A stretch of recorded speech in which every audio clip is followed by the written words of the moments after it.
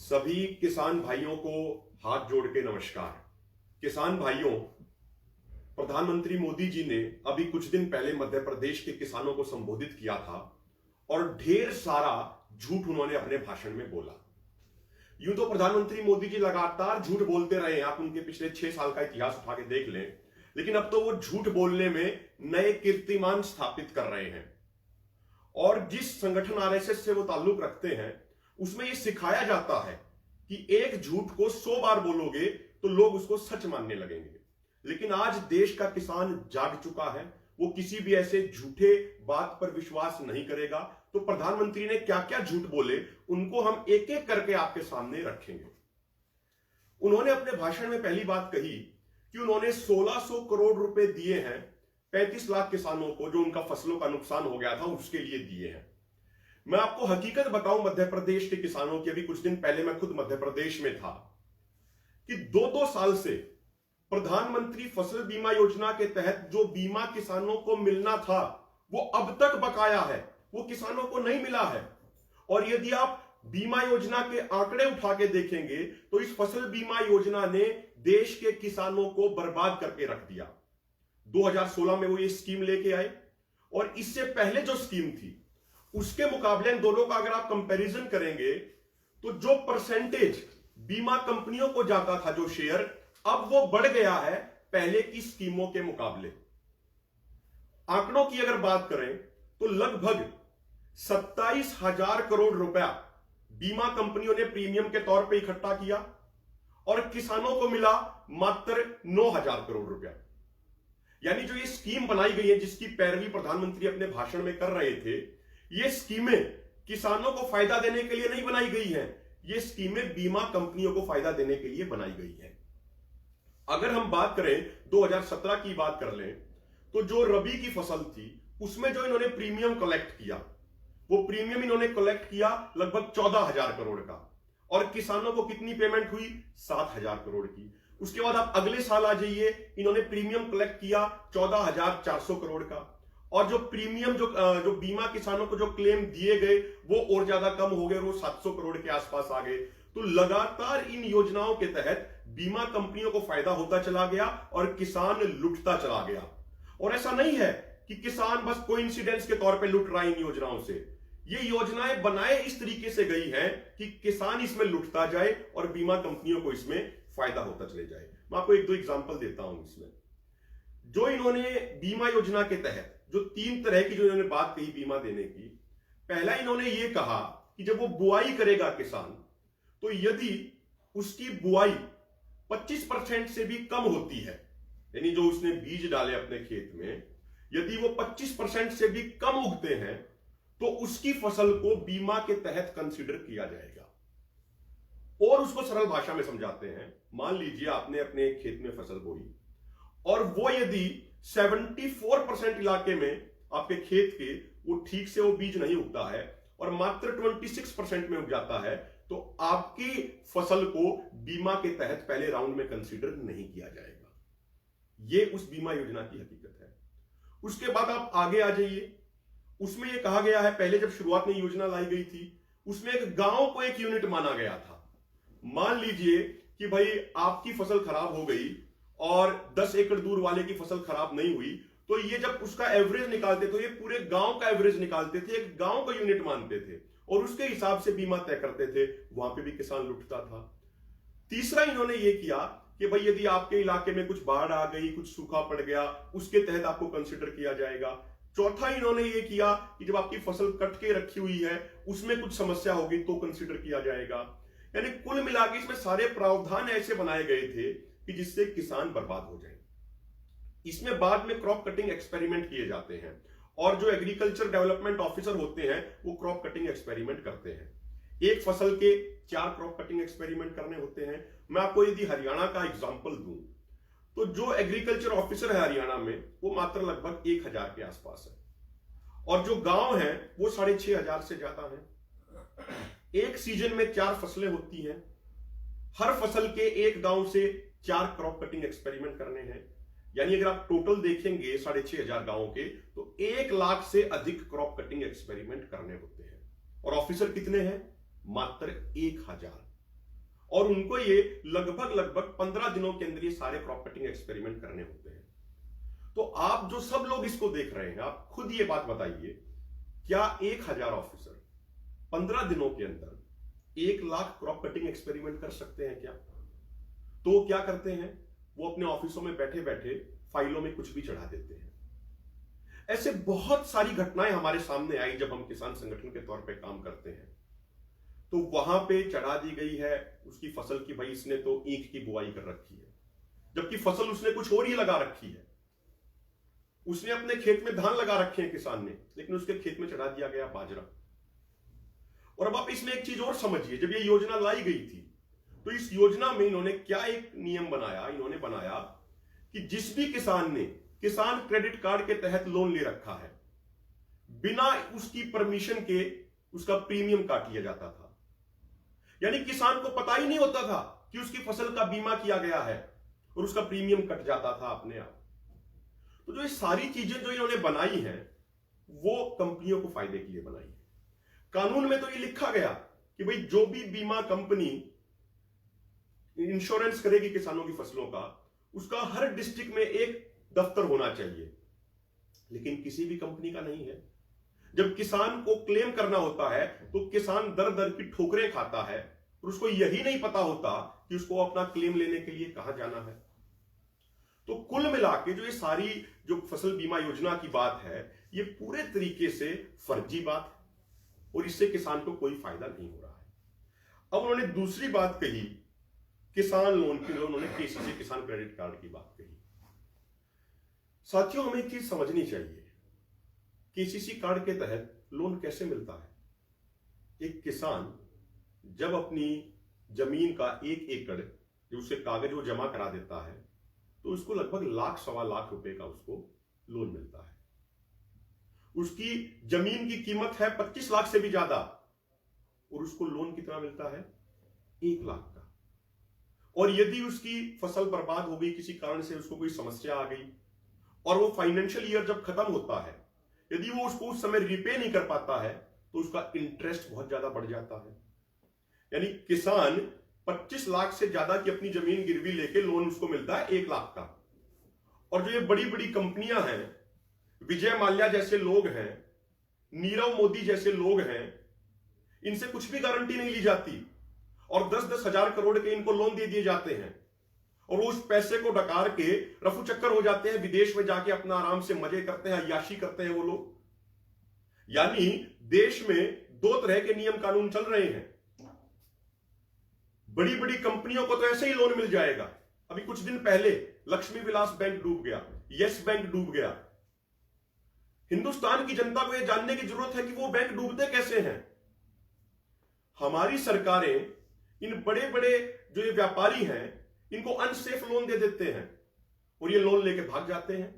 और दूसरी तरफ किसान का 25 लाख से अधिक जो उसकी जमीन की कीमत है, 25 लाख तो बहुत मिनिमम बता रहा हूं मैं, 25 लाख से अधिक की कीमत की जमीन उसकी गिरवी रखी जाती है और उसको लोन मिलता है 1 लाख का। और उसमें भी बड़े चक्कर काटने पड़ते हैं उसको, बैंकों के बड़ा परेशान होना पड़ता है। बैंक वाले अधिकारी उसको बड़ा उसकी बेइज्जती करते हैं उसकी, और वो अगर लोन ना चुका पाए तो क्या होता है उसके साथ, उसके फोटो के पोस्टर चिपका दिए जाते हैं, सरेआम उसकी किसान की बेइज्जती की जाती है। और इसी कारण से बहुत सारे किसान आत्महत्या भी करते हैं। लेकिन जो ये इतने बड़े बड़े विजय माल्या और नीरव मोदी लेके भाग गए, क्या आज तक आपने इनका पोस्टर कहीं लगे हुए देखा कि ये 10,000 करोड़ लेके फरार हो गया? क्या उसकी इस बात इन्होंने कभी की? और दूसरी बात, प्रधानमंत्री एक तरफ बात करते हैं आत्मनिर्भर भारत बनाने की, तो आप फिर किसान को भी आत्मनिर्भर बनाइए ना।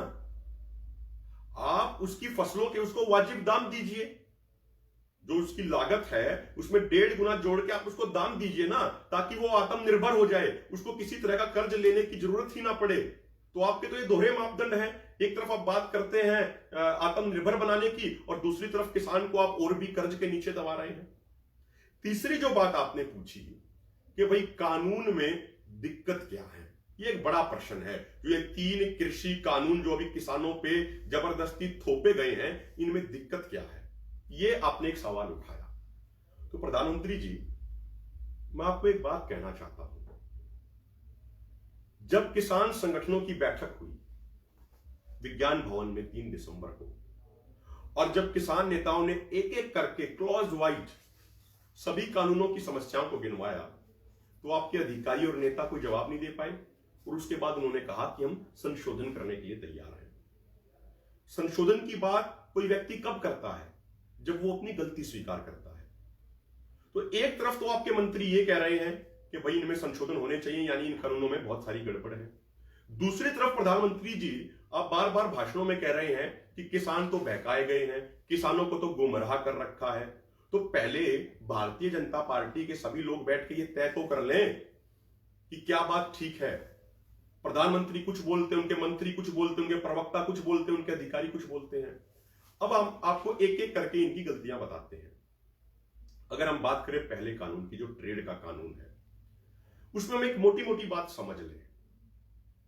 जब जब फसल खरीदी व्यवस्था में, फसल की प्रोक्यूरमेंट में सरकार का रोल कम होता है और कंपनियों का रोल बढ़ता है, तो किसानों का शोषण कई गुना बढ़ जाता है।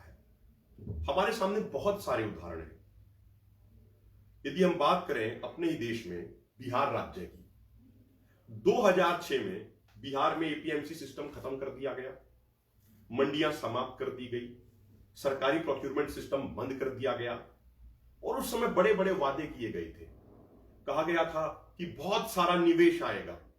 लेकिन आज बिहार के किसानों की क्या स्थिति है? बिहार के किसान खेती छोड़ने पर मजबूर हैं और वो मजबूरी में दूसरे राज्यों में जाके मजदूरी करते हैं। भारत में ऐसा कोई राज्य नहीं है जहां बिहार के किसान मजदूरी नहीं कर रहे हैं। मक्का बिहार की मुख्य फसलों में से एक है। आज मक्के का क्या हाल है मोदी जी, आप बताइए?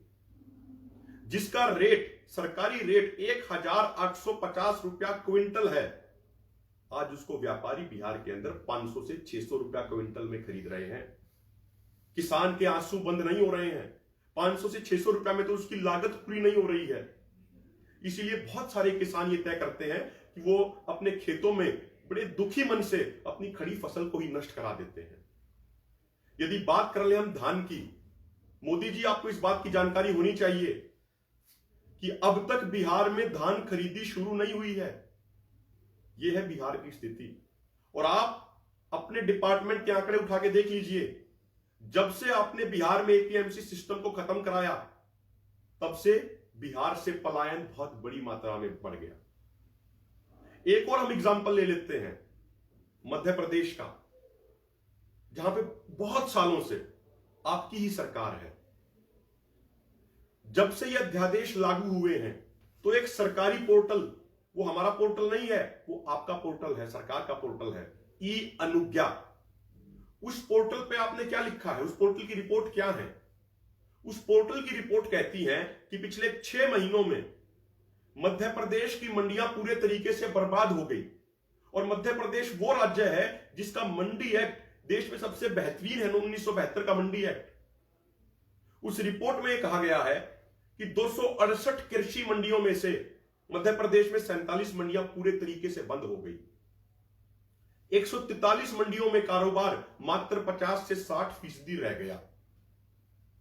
298 कृषि उप मंडियां पूरे तरीके से ठप हो गई।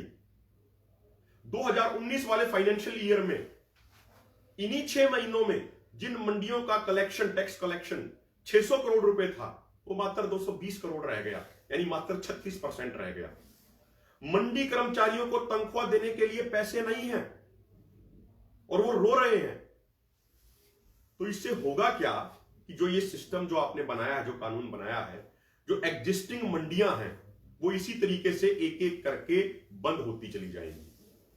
अब एक और एग्जांपल मैं आपको देता हूं। ये हम अमेरिका का एग्जांपल देते हैं। 1980-90 के दशक में जब अमेरिका में ज्यादा प्राइवेट कंपनियों का रोल बढ़ा, तो उससे पहले किसी भी कृषि उत्पाद के रिटेल प्राइस का 40% किसानों को मिलता था।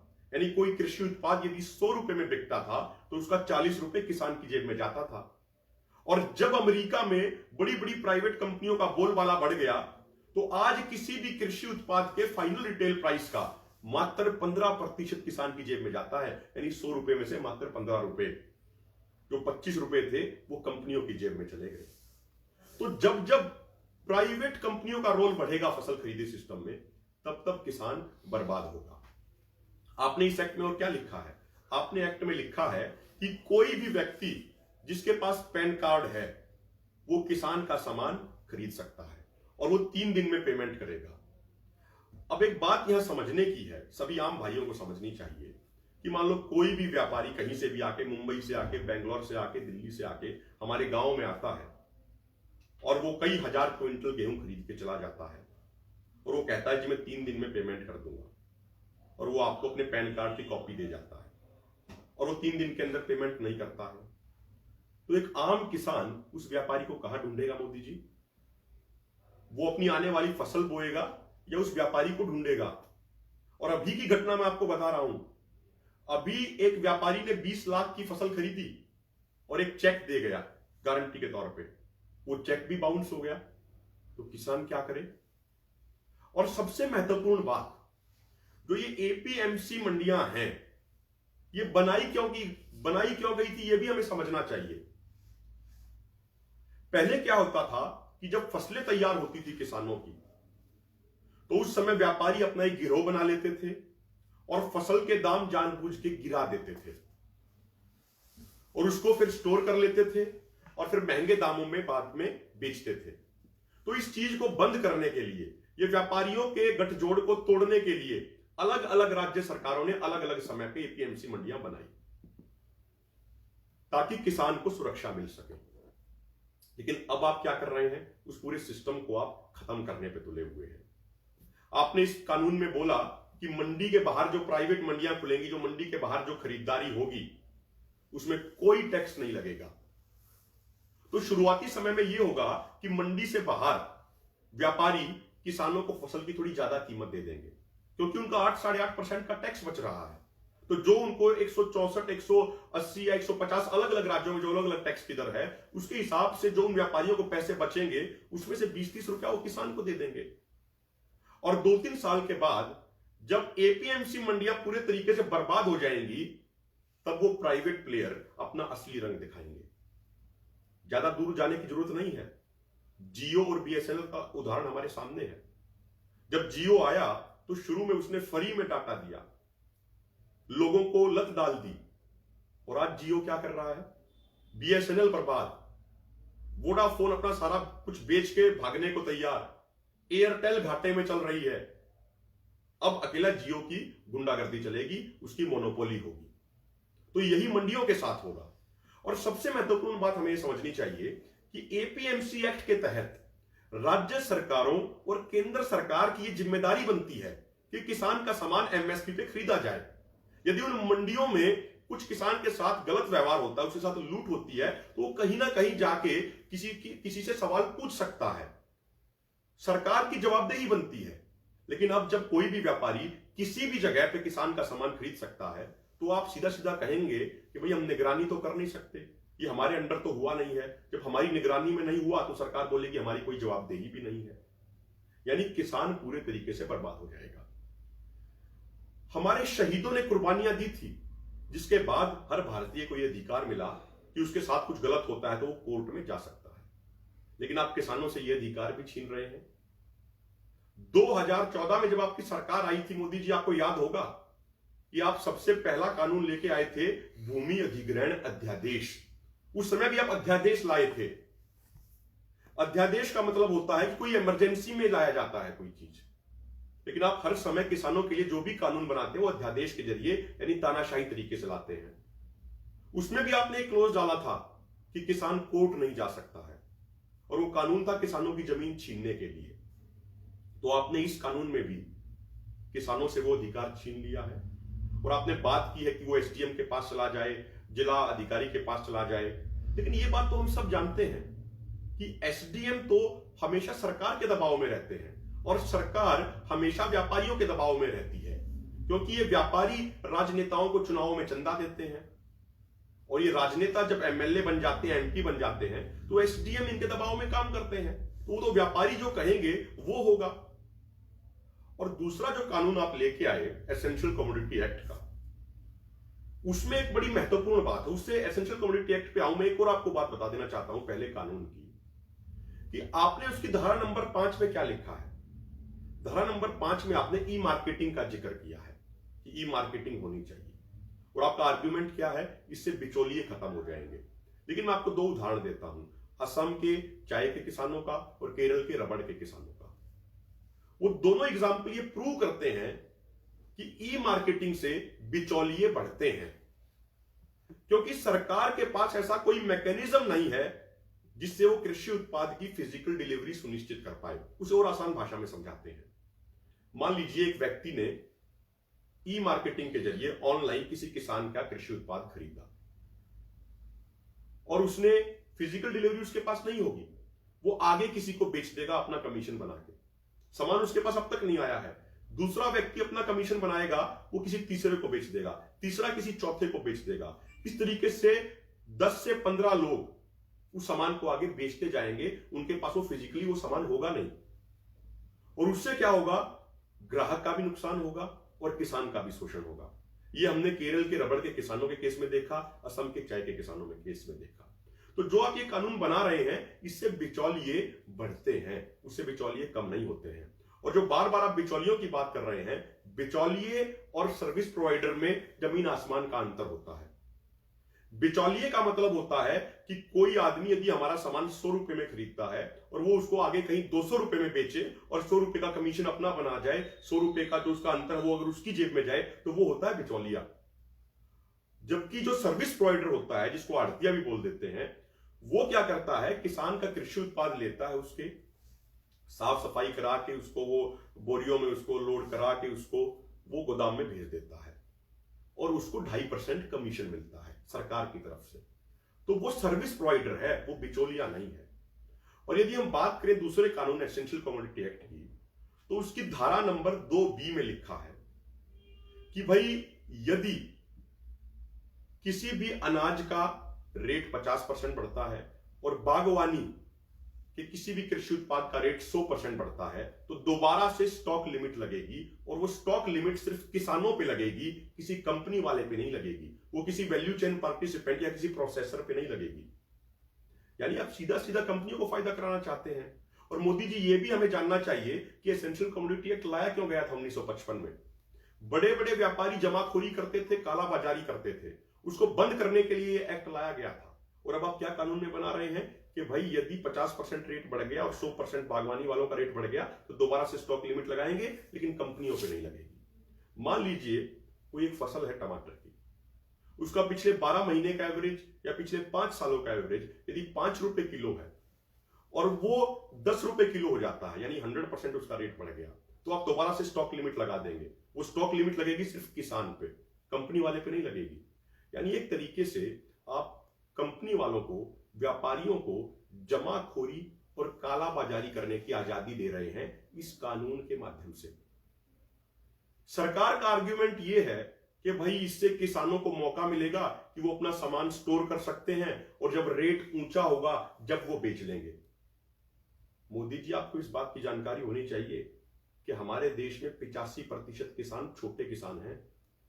उनके 2-2 कमरों के घर हैं, उनके उन 2 कमरों के मकान में वो अपने कृषि उत्पाद को स्टोर करेंगे या वो खुद रहेंगे? उनके पास स्टोर करने की कैपेसिटी नहीं होती है। मार्च के एंड में जो उनको केसीसी का लोन रिपे करना होता है, यदि वो उसको रिपे नहीं कर पाएंगे, यदि वो उसको बैंक में जमा नहीं करा पाएंगे, तो उनके ऊपर लगने वाला इंटरेस्ट बढ़ जाएगा, वो डिफॉल्टर घोषित कर दिए जाएंगे, उनको फिर कोई लोन नहीं देगा। इसलिए वो तो इस तैयारी में रहता है कि कब मेरी फसल आए और जो मैंने कर्जा ले रखा है, जो केसीसी का कर्जा है, जो और कहीं से कर्जा उठा रखा है, उसको मैं चुकता कर दूं। क्योंकि किसान कौम स्वाभिमानी कौम है, वो किसी का कर्जा अपने सर पे ऊपर ज्यादा समय तक नहीं रखता है, वो तो मजबूरी में कर्जा उसको लेना पड़ता है। तो स्टोर करने की तो उसके पास कैपेसिटी ही नहीं है। तो ये जो आपने कानून बनाया है जो स्टोर करने के लिए, ये तो अंबानी अडानी जैसे लोगों के लिए बनाया मोदी जी आपने। अब बात आ जाती है तीसरे कानून की, कॉन्ट्रैक्ट फार्मिंग की। सरकार बार बार ये पैरवी कर रही है कि कॉन्ट्रैक्ट फार्मिंग को बढ़ावा दिया जाए, लेकिन हमें ये समझना चाहिए भाइयों, कॉन्ट्रैक्ट फार्मिंग वेस्टर्न कंट्रीज के लिए तो ठीक है, जहां पे एक किसान के पास कई कई हजार एकड़ है। हमारे यहां पे वो ठीक नहीं है, क्योंकि हमारे यहां की जो भूमि जनसंख्या अनुपात है वो पश्चिमी देशों के मुकाबले बिल्कुल अलग है। हमारे यहां पे average land holding 1.5 hectare 2 hectare की है। हमारे यहां पे खेती जीवन यापन का तरीका है। मोदी जी इस खेती से 14 करोड़ किसान परिवार अपना पेट पालते हैं, और पश्चिमी देशों में ये कॉन्ट्रैक्ट फार्मिंग जो है, खेती है, वो वहां पे बिजनेस है, वो वहां पे धंधा है। तो आप हमारे किसानों को उनसे इक्वेट मत कीजिए। यदि बात की जाए अमेरिका की, तो अभी पिछले साल 2019 में अमेरिका की सीनेट ने $819 बिलियन की सब्सिडी का बिल पास किया अपने किसानों के लिए। $819 बिलियन, $1 बिलियन में हो गए 7,500 करोड़ रुपया। तो $819 बिलियन में कितने लाख करोड़ हो जाएंगे, शायद हम और आप तो जीरो पे नहीं गिन सकते मोदी जी। इतने की वहां पे डायरेक्ट कैश सब्सिडी मिलती है वहां पे किसानों को। ये वहां की स्थिति है। और हमारे यहाँ पे किसानों को क्या मिलता है? हमारे यहाँ पे किसानों को उनकी फसलों का मूल्य तक नहीं मिलता है, जो उनकी लागत है वो तक उनको नहीं मिलती है। वेस्टर्न कंट्रीज में क्या होता है कि आपने अपनी फसल बोई, आपको 4 तरह की सब्सिडी मिल जाएगी। हमारे यहां पे किसान की आमदनी मोदी जी सब्सिडी खाने से नहीं होती है, उसकी फसल बेचने से होती है। हमारे सामने बहुत सारे ऐसे एग्जाम्पल हैं जिनमें किसान को लूटा गया, किसान को ठगा गया कॉन्ट्रैक्ट फार्मिंग के तहत। उन पे भी हम आएंगे। पहले हम इस कानून के प्रावधानों की बात कर लेते हैं। उस कानून में, कॉन्ट्रैक्ट फार्मिंग के कानून में बड़ी अजीब अजीब बातें लिखी हुई है। उसमें एक जगह ऊपर लिख दिया कि भाई किसान की जमीन कोई भी लीज पे नहीं ले सकता, ठेके पे नहीं ले सकता। लेकिन आगे जाके लिख दिया कि 5 साल के लिए वो एग्रीमेंट हो सकता है। फिर आगे जाके लिख दिया यदि किसान और कंपनी वाले सहमत हों तो 5 साल से अधिक का भी हो सकता है। यानी आप किसान को मूर्ख समझ रहे हैं क्या? हर तरह की बातें उसमें आपने गोलमाल तरीके से लिख दी हैं। आपने उसकी धारा नंबर 8B और धारा नंबर 9 में लिखा कि कोई भी व्यापारी, कोई भी कंपनी जब किसान की जमीन को लेगी कॉन्ट्रैक्ट फार्मिंग के तहत, तो वो उस जमीन पे कोई भी स्ट्रक्चर खड़ा कर सकती है, और उस स्ट्रक्चर को खड़ा करने के लिए किसी भी राज्य सरकार या केंद्र सरकार की स्कीम के तहत लोन ले सकता है वो कंपनी या वो व्यापारी। अब यहां समझने की बात यह है कि जो आरबीआई के रूल एंड रेगुलेशन है, उनके तहत जब कोई भी लोन लिया जाता है तो किसी ना किसी चीज की गारंटी के तौर पे लिया जाता है, किसी ना किसी चीज की गारंटी के ऊपर लिया जाता है। तो यहां पे जो स्ट्रक्चर को खड़ा करने के लिए जो लोन होगा वो किसान की जमीन पे होगा। आगे आपने उस प्रावधान में लिखा कि जब कॉन्ट्रैक्ट पीरियड पूरा हो जाएगा, या तो वो व्यापारी और कंपनी मालिक उस स्ट्रक्चर को तोड़ के जमीन को एज इट इज लौटा दे, या फिर जो स्ट्रक्चर है उसका मालिकाना हक किसान के पास आ जाएगा। यानी उस स्ट्रक्चर, उस बिल्डिंग पे जो लोन होगा वो भी किसान के गले की फांस बन जाएगा। जिस उसकी जमीन पे वो बिल्डिंग खड़ी हो गई तो एक तरीके से वो जमीन तो उसके लिए खत्म हो गई किसान के लिए। और जो ये कॉन्ट्रैक्ट फार्मिंग जो ये है, और इससे पहले वाला जो पहला कानून है, यदि भाइयों इसको हम समझें, ये पहला कानून इसलिए बनाया गया है ताकि किसान मजबूर हो जाए और मजबूरी में आके वो अपनी जमीन कॉन्ट्रैक्ट फार्मिंग के लिए दे। उसको हम और सिंप्लीफाई करते हैं। कॉन्ट्रैक्ट फार्मिंग के कानून में लिखा गया है कि भाई क्वालिटी चेक होगा। जब वो जो स्पॉन्सर होगा, वो व्यापारी होगा जिसने कॉन्ट्रैक्ट किया होगा, वो कृषि उत्पाद की क्वालिटी को चेक करेगा। अब हमें एक सिंपल बात समझनी चाहिए। मान लीजिए आलू की खेती कोई किसान कर रहा है, तो जमीन के नीचे होता है। तो किसान तो क्या, कोई व्यापारी, कोई साइंटिस्ट भी ये नहीं बता सकता कि आलू गोल होगा या आलू मोटा होगा या आलू पतला होगा। ये तो कोई नहीं बता सकता पहले से। तो जब वो उसकी फसल तैयार हो जाएगी तो कंपनी वाले कहेंगे देखिए जी, हम तो सिर्फ ए क्वालिटी का माल लेंगे।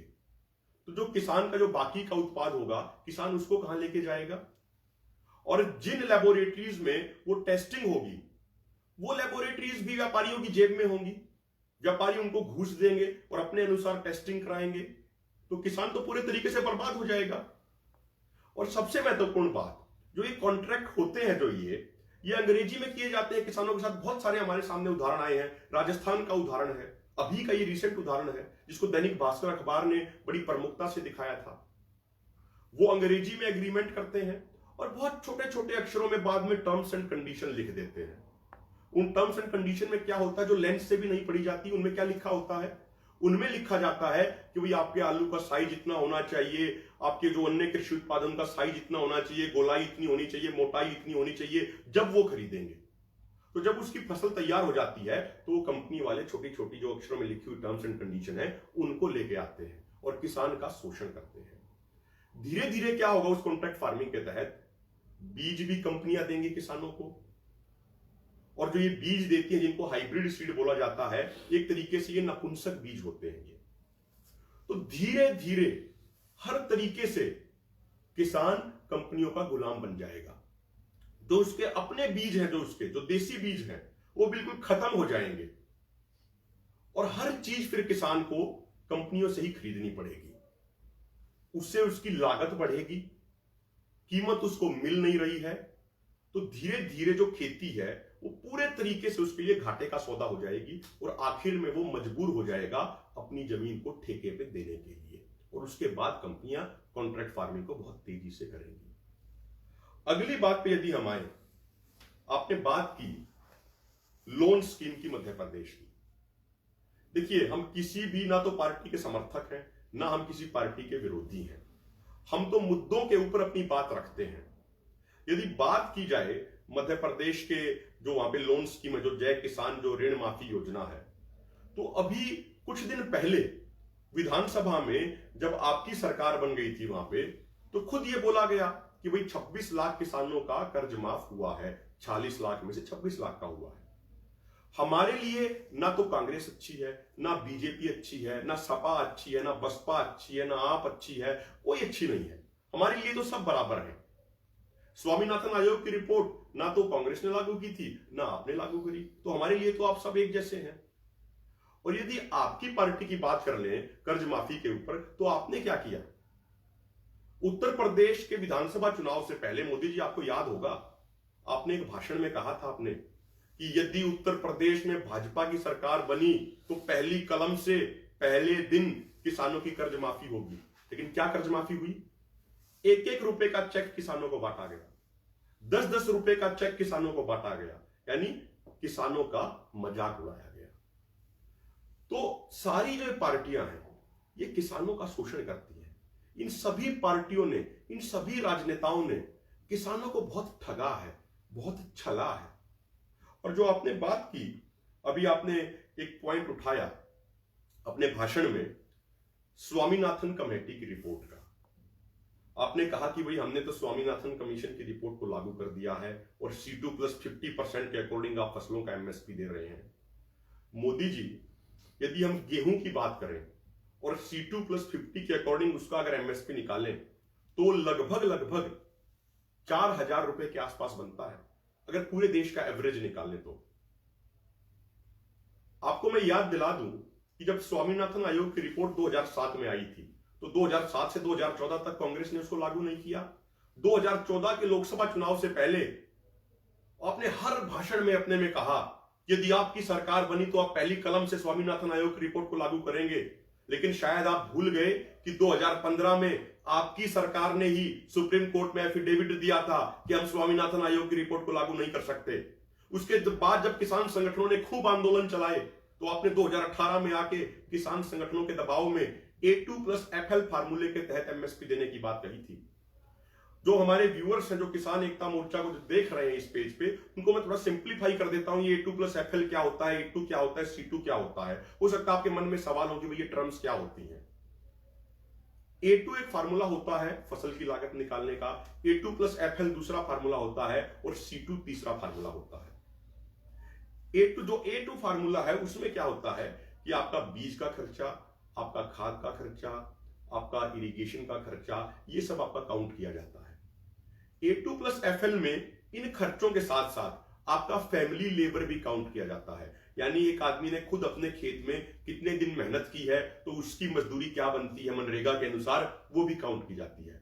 फिर एक फार्मूला आया C2 फार्मूला, उसमें जो लागत जोड़ी जाती है वो कॉम्प्रिहेंसिव इनपुट कॉस्ट जोड़ी जाती है। उसमें उसकी बीज का खर्चा, उसका खाद का खर्चा, उसका यूरिया DAP का खर्चा, उसका कीटनाशक दवाइयों का खर्चा, जो उसके एग्रीकल्चर इक्विपमेंट हैं जैसे ट्रैक्टर है, हैरो है, कल्टीवेटर है, मशीन है, इनकी जो एक साल में जो प्राइस डेप्रिसिएशन होता है, यानी मान लीजिए कोई किसान 8 लाख का ट्रैक्टर लाया और एक साल बाद उसकी कीमत 7 लाख हो जाती है, तो जो ये 1 लाख का जो डिफरेंस है ये भी फसल की लागत में जोड़ा जाता है। उसके बाद मजदूरी का खर्चा जोड़ा जाता है, उसकी जो खुद की मजदूरी है, जो फैमिली लेबर है, वो भी जोड़ा जाता है, सिंचाई का खर्चा भी जोड़ा जाता है, और सबसे महत्वपूर्ण बात, बेशक जमीन उसकी खुद की हो, इस जमीन का साल का किराया भी जोड़ा जाता है C2 फार्मूले के अंदर। और जब ये सारी चीजें जोड़ दी जाती हैं तो इसके ऊपर ब्याज भी जोड़ा जाता है, और उसमें 50% जोड़ के बनता है C2 + 50% फार्मूला। तो स्वामीनाथन आयोग ने अपनी रिपोर्ट में कहा था कि आप C2 + 50% फार्मूले के अनुसार फसलों का MSP किसानों को दीजिए, लेकिन आपकी सरकार क्या दे रही है? E2 + FL। और आप, ये बात तो तारीफ की जानी चाहिए आपकी कि आप झूठ भी इतने कॉन्फिडेंस से बोलते हैं। आप कहते हैं कि भाई हमने तो C2 + 50 दे दिया, जबकि 5 साल पहले खुद आपकी सरकार ने सुप्रीम कोर्ट में एफिडेविट दिया कि भाई हम इसको नहीं दे सकते। और हमें हमारे सभी व्यूअर्स को एक बड़ी महत्वपूर्ण चीज समझनी चाहिए कि ये MSP किसानों के लिए क्यों जरूरी है। ये बात आपको बहुत अच्छे तरीके से समझनी चाहिए। एक संगठन है OECD। OECD ने 36 देशों का एक संगठन है। उसने अपनी रिपोर्ट में कहा कि यदि पिछले 17 सालों में किसानों को उचित MSP मिलता उनकी फसलों का, तो हिंदुस्तान के किसानों को 45 लाख करोड़ रुपया ज्यादा मिलना चाहिए था। और हिंदुस्तान के किसानों के ऊपर टोटल कर्ज कितना है? नाबार्ड ने खुद अपनी रिपोर्ट में 2018 में कहा कि भारत में 52% किसानों के ऊपर कर्ज है, और एक किसान के ऊपर एवरेज कर्जा 1 लाख रुपए का है। भारत में लगभग 14 करोड़ किसान परिवार हैं, तो 52% हुए लगभग 7 करोड़। एक के ऊपर कर्जा है 1 लाख रुपए का। हिंदुस्तान के संपूर्ण किसानों पे टोटल कर्जा हुआ मात्र 7 से 8 लाख करोड़ का। और यदि आपने पिछले 17 सालों में, चाहे कांग्रेस की सरकार रही हो चाहे भाजपा की सरकार रही हो, यदि इन सभी सरकारों ने हमें हमारा हक दिया होता तो हमें 45 लाख करोड़ रुपए ज्यादा मिलने चाहिए थे। हमारा 8 लाख करोड़ रुपए का कर्ज भी काट लें तो उसके बाद भी हमें 37 लाख करोड़ रुपए मिलने चाहिए थे।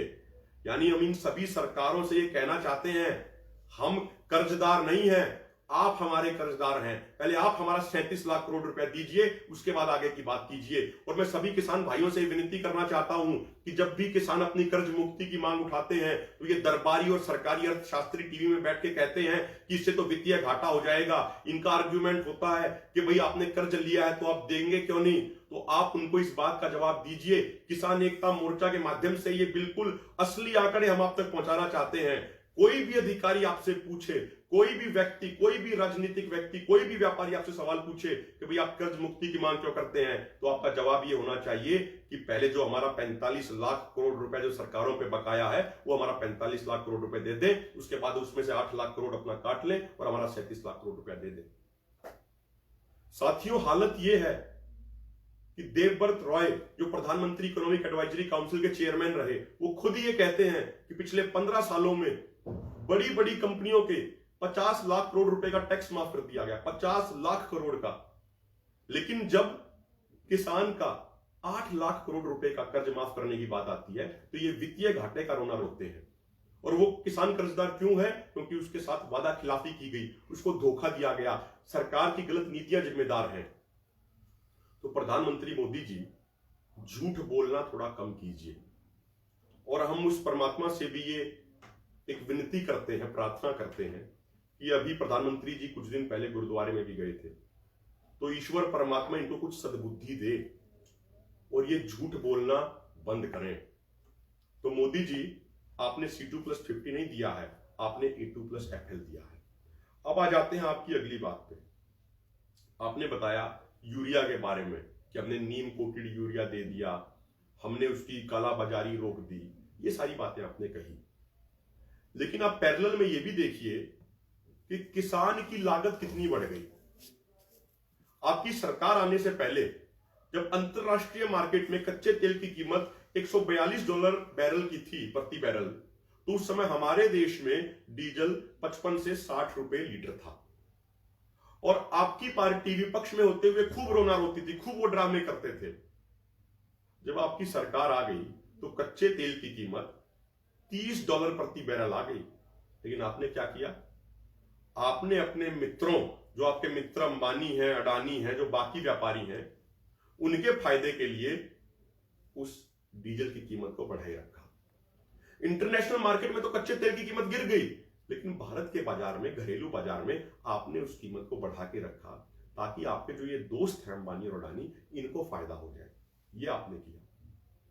आज भी किसान देखिए कितना ज्यादा रेट में वो डीजल लेता है। वो यदि हम पिछले 50 सालों का रिकॉर्ड उठा के देखें भाइयों, तो 1960-70 के दशक में 1 लीटर डीजल 1 रुपए का आता था, और उस समय किसान का जो गेहूं बिकता था वो 80 रुपए क्विंटल था। आज उसकी कीमत क्या है? 1900 रुपया क्विंटल।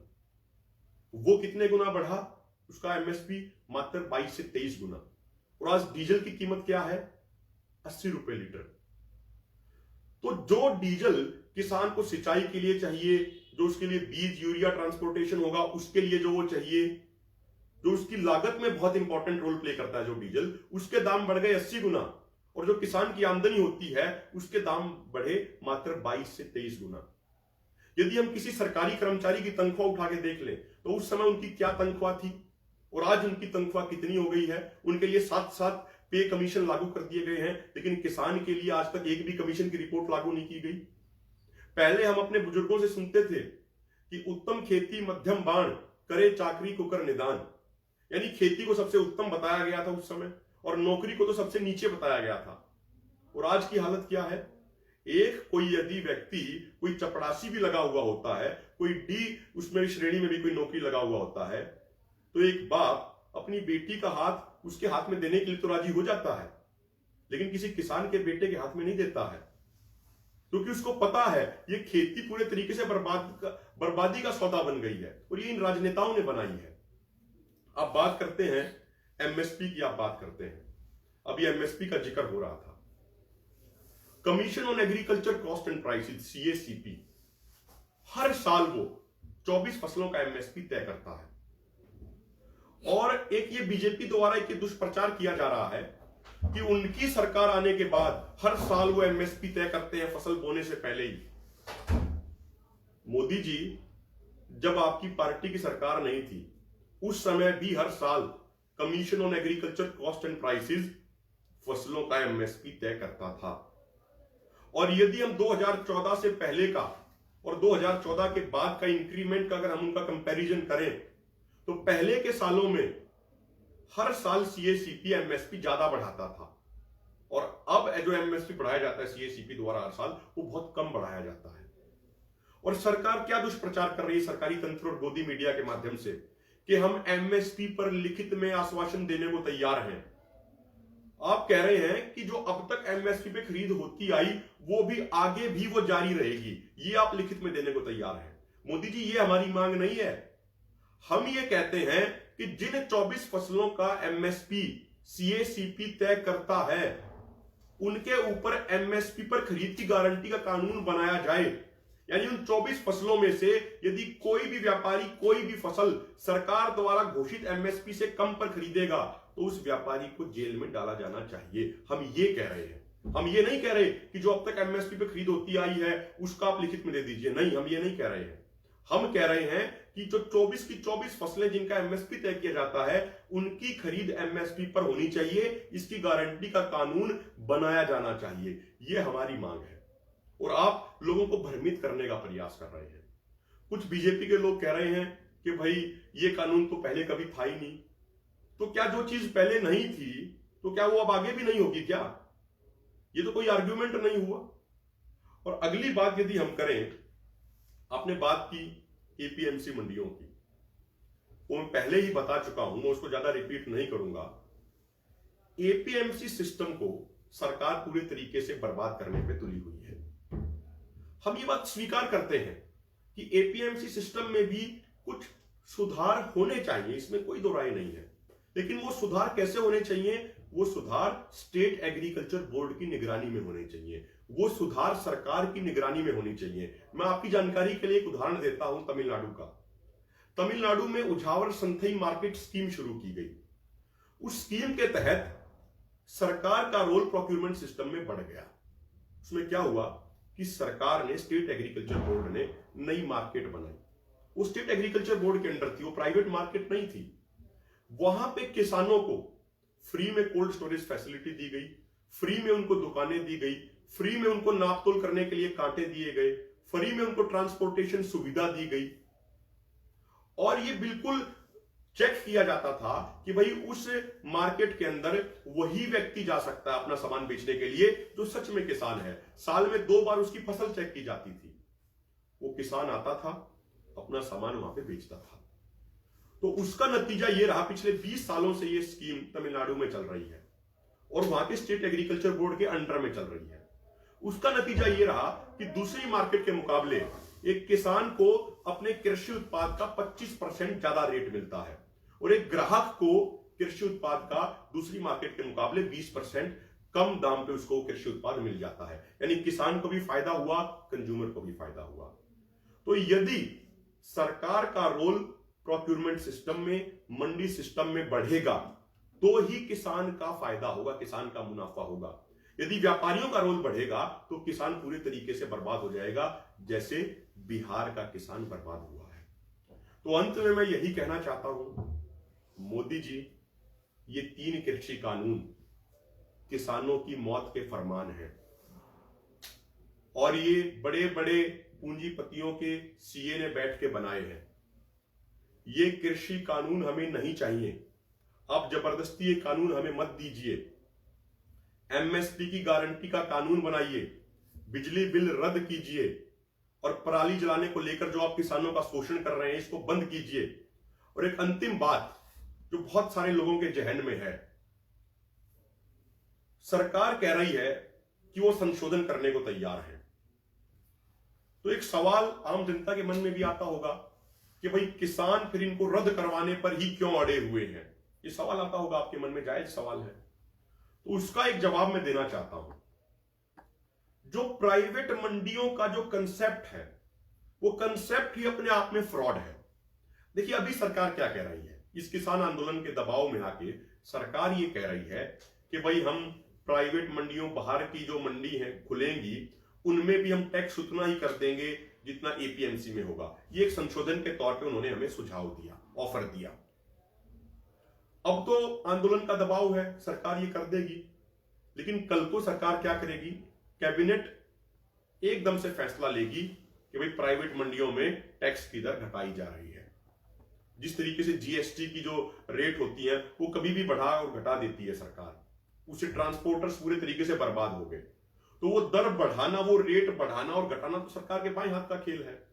तो जब आंदोलन नहीं होगा उस समय सरकार उसको फिर घटा देगी।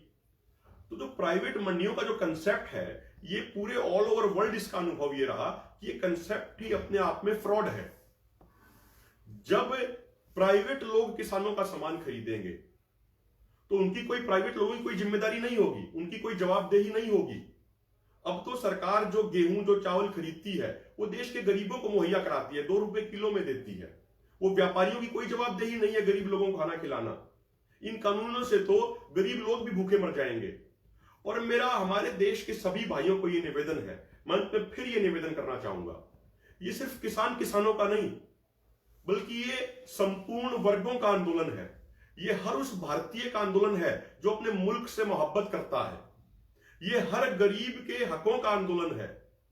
ये सभी धर्मों, सभी जातियों के लोगों का आंदोलन है। सरकारी तंत्र और गोदी मीडिया इस आंदोलन को बदनाम करने के लिए अलग अलग तरीके से हथकंडे अपना रही है, लेकिन इनके सभी हथकंडे फैल हो गए। पहले इन्होंने कहा कि ये सिर्फ पंजाब के किसानों का आंदोलन है। तो हम भाजपा की सरकार से पूछना चाहते हैं, यदि ये एक ही राज्य का किसानों का आंदोलन है तो आपने तमिलनाडु के किसानों को स्टेशन पे ही गिरफ्तार क्यों कराया? यदि ये एक ही राज्य के किसानों का आंदोलन है तो मध्य प्रदेश के किसान जो एक फेस्टिवल एक्सप्रेस ट्रेन को बुक करके आ रहे थे, आपने वो फेस्टिवल एक्सप्रेस ट्रेन तो कैंसिल कराई। यदि ये एक ही राज्य के किसानों का आंदोलन है तो गुजरात के किसानों को आप गिरफ्तार क्यों कर रहे हैं? उनके घरों के बाहर आपने पुलिस क्यों बैठा दी है? आप उनको दिल्ली क्यों नहीं आने देना चाहते? इस कोरोना के कारण ट्रेनें, आपने बहुत सारी ट्रेनें रोक दी हैं और ट्रेनों में जो ट्रेनें चल रही हैं उनमें जनरल डिब्बे नहीं है। उसी व्यक्ति को स्टेशन के अंदर जाने दिया जाता है जिसके पास कंफर्म टिकट होती है। एक बार ये सारी ट्रेन चला के देख लीजिए, 1 करोड़ से अधिक किसान दिल्ली में बैठे होंगे सभी राज्यों से, ये स्थिति होगी। फिर सरकारी तंत्र ने और गोदी मीडिया ने कहा भाई ये तो खलिस्तानी है। हरियाणा के मुख्यमंत्री ने कहा कि भाई इसमें तो खलिस्तानी लोग घुसे हुए हैं। फिर कहा गया कि ये आतंकवादी हैं। मैं एक बात कहना चाहता हूं, जो ये भाजपा के लोग, यदि हम इनका इतिहास उठा के देखें, जब 1942 में अंग्रेजों के खिलाफ भारत छोड़ो आंदोलन चल रहा था, तो उस समय ये आरएसएस के लोग अंग्रेजों के साथ मिले हुए थे।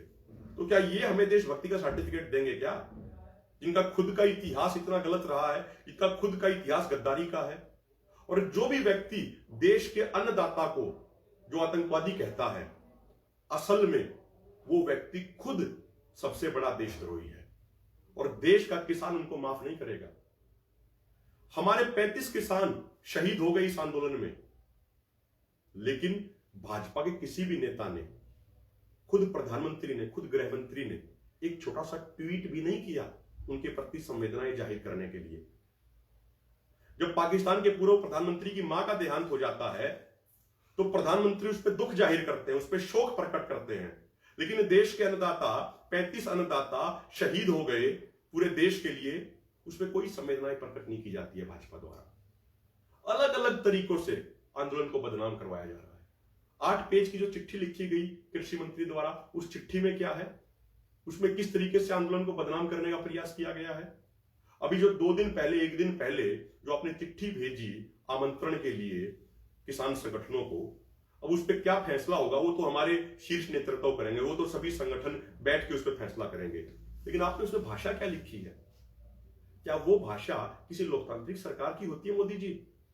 आपने पहले तो उसमें बताया कि भाई सभी मीटिंग में, उस लंबी चौड़ी चिट्ठी में जो आपने नोटंकी की है, आपने उसमें लिखा कि भाई फलाना मीटिंग में ये हुआ, उस दिन मीटिंग में ये हुआ, उस दिन मीटिंग में ये हुआ, और आपने किसान संगठनों पे आरोप लगाया कि भाई आप समाधान नहीं करना चाहते। और अंत में आप लिखते हैं कि यदि आपको कुछ और बिंदुओं पे संशोधन कराना हो तो आप बिंदु दे दीजिए और आपस में बात करके तय कर लीजिए कि किस तारीख को आप मिलना चाहते हैं। क्या ये कोई सरकार की भाषा होती है? यदि हम आम देहाती भाषा में बात करें तो एक तरीके से आपने उस पत्र में ये लिखा है कि भाई हम इन कानूनों को वापस तो लेंगे नहीं और आप अपनी आपस में बात कर लें, जब आपका मन हो बात करने के लिए आ जाना, या फिर आप जहां बैठे हैं बैठे रहना। एक तरीके से सरकार ने यही कहा है। ये कोई जिम्मेदार सरकार की, लोकतांत्रिक सरकार की भाषा नहीं होती मोदी जी। बड़ा मन कीजिए, अपना दिल खोलिए और देश के अन्नदाता की मांगों को पूरा कीजिए, यही हम निवेदन करते हैं। और मेरे भाइयों, जो भी भाई जहां भी बैठे हुए सुन रहे हैं, मान लीजिए किसी कारणवश आप इस आंदोलन में, यहां पे धरनों पे नहीं आ पाए हैं, तो कम से कम अपने घर पर बैठे हुए सोशल मीडिया के माध्यम से किसानों की आवाज बुलंद कीजिए। ये किसान एकता मोर्चा जो बनाया है, जो एक पूरी नई टीम ने, जो पूरी यूथ टीम ने जो बनाया है, ये प्रयास बहुत काबिले तारीफ है। हम किसानों के पास कोई पेड आईटी सेल नहीं है जैसे भाजपा के पास है। आप ही हमारी आईटी सेल है, आप ही सब कुछ है, आप ही के ऊपर जिम्मेदारी है कि आप हमारी बात को आगे बढ़ाएं। तो मेरा हाथ जोड़ के विनम्र निवेदन है, खुद तो किसान एकता मोर्चा के पेज को लाइक करें, सब्सक्राइब करें, इसके अलावा अपने सभी दोस्तों को भी लाइक करवाएं, सब्सक्राइब करवाएं। जब आप हमारा साथ देंगे तो ही हम सरकारी तंत्र, बीजेपी की आईटी सेल और गोदी मीडिया के दुष्प्रचार से मुकाबला कर पाएंगे। यही मैं कहना चाहता हूं। आपने सुना, उसके लिए बहुत बहुत धन्यवाद। जय जवान, जय किसान, जय भारत।